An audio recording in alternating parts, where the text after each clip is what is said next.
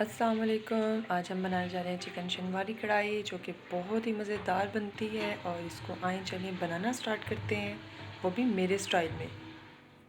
सबसे पहले 1 cup cooking oil लेंगे और इसमें 1 kg चिकन ऐड करेंगे और इसको 5 मिनट तक फ्राई करेंगे, ताकि जब तक चिकन का कलर चेंज नहीं होता।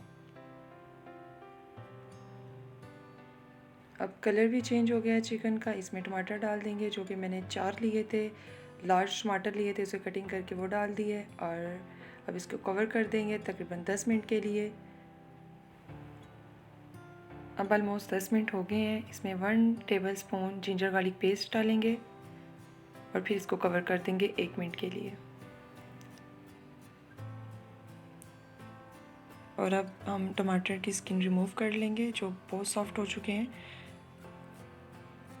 इस तरीके से सारी रिमूव कर देंगे स्किन इसकी, और इसको फिर अच्छे तरीके से मिक्स करेंगे और इसको फ्राई कर लेंगे मज़ीद 4 से 5 मिनट।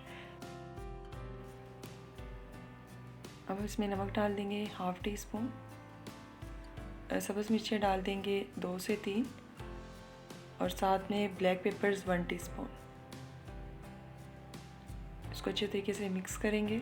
जब तक इसका ऑयल सेपरेट नहीं हो जाता तब तक इसको अच्छे तरीके से फ्राई करते रहेंगे। अब जितना फ्राई करेंगे आपकी कढ़ाई उतनी ही मज़ेदार बनेगी। यहाँ देखें बिल्कुल ऑयल सेपरेट हो गया है और बहुत अच्छी सी हमारी शनवारी चिकन कढ़ाई बनके तैयार है। ये देखें, इसमें हमेशा ऑयल ज़्यादा यूज़ होता है।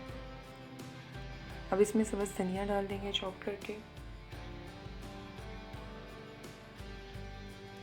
और साथ में अदरक डाल देंगे गार्निश के लिए, और सब्ज़ मिर्चें डाल देंगे 2। और अब हमारी चिकन कढ़ाई बनके तैयार है, जो कि बहुत ही मज़ेदार बनी है और बहुत टेस्टी है।